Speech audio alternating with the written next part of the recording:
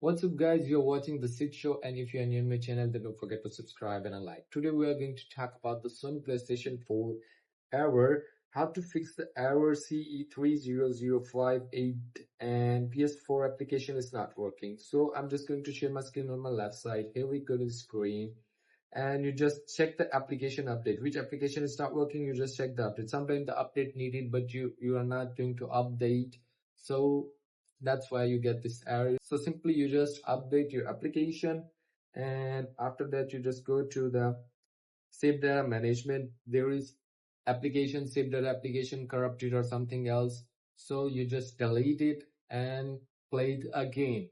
And if you don't want to delete it, another option, you just go to turn off your PlayStation 4 and go to the safe mode, and safe mode, there you have the rebuild the database. You simply just rebuild the database. After rebuilding database, corrupted file will be deleted, others about the system, about the application, about the games, and it will be fixed.